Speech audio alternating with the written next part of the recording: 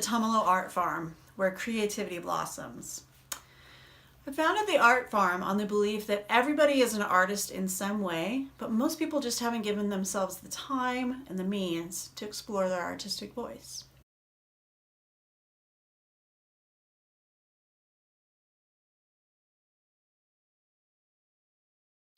I recommend that you sketch your idea out on paper first.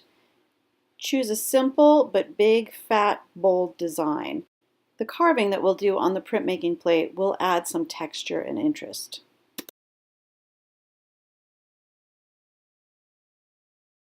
Our printmaking plate is about the consistency of an eraser. We can turn our drawing over, rub the back of it, and it will transfer the marks to our plate, so long as you've used ballpoint pen or pencil.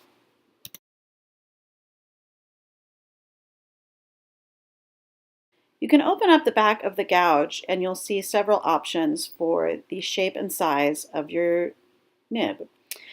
I'm going to have them set to kind of a medium size, but if you want to change it for something smaller or larger, feel free.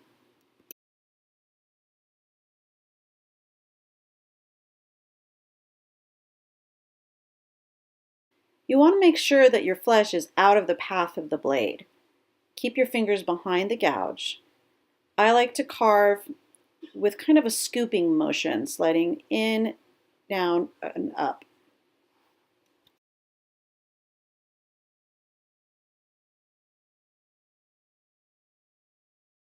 Our stamp isn't done, but at this point it could be really helpful to print so you can visualize the idea that the material you're removing is the area that will not pick up ink.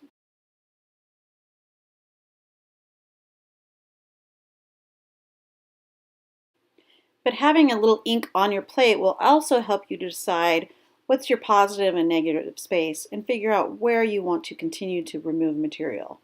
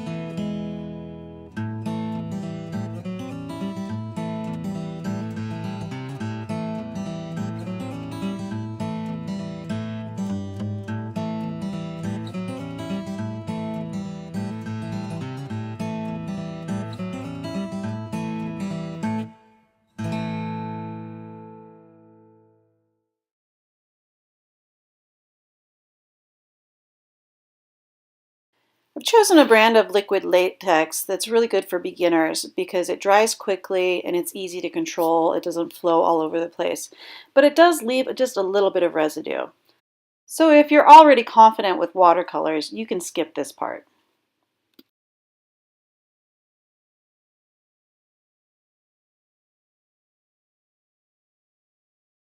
A lot of people assume that watercolor is easy because we give it to little kids, but we give it to little kids because it's cheap.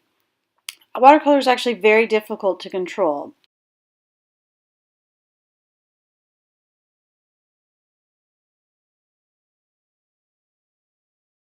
Most important piece of advice is to use plenty of water. This is not acrylic paint. You want your paints to flow, to blend into one another. You can always drip more pigment into the wet painting if you feel you want more intensity.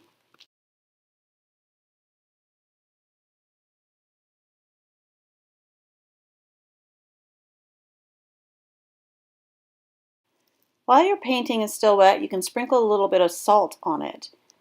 The salt crystals will attract the paint and create a fun texture.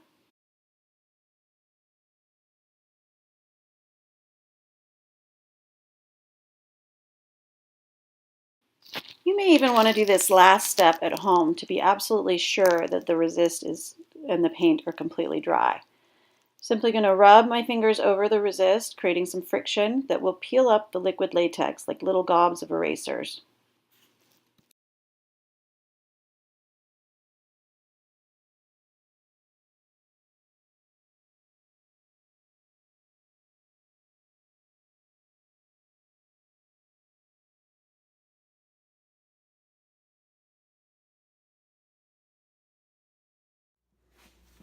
Now you can choose to leave your slab nice and smooth, or you can press textures into it.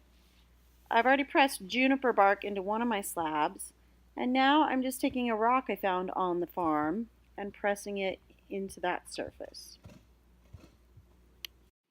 It's not a big deal if you get a little bit of dirt in your clay.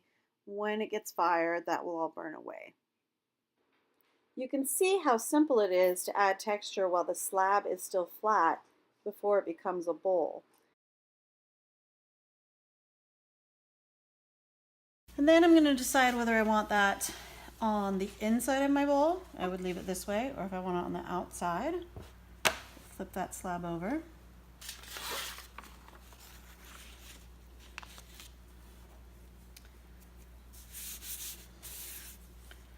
And we're going to trace out our template. You want to press firmly enough with your pencil that you can tell it's making an impression in the clay, but not so hard that you're breaking through the paper and tearing it. If you don't have a fettling knife, you can also use your needle tool, or some people call it a probe.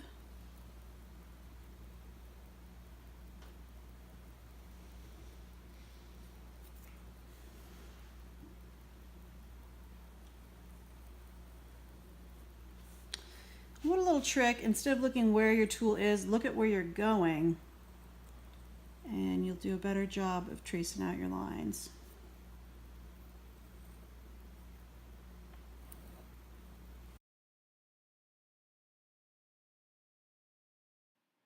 So now I'm going to slip and score the little triangle just to one side of each of my cut lines. Then I'll lift up and score the underside in a similar triangle. Pinch those two together. You can see my flat slab is starting to take the shape of a bowl. Well, let's slow this down a bit.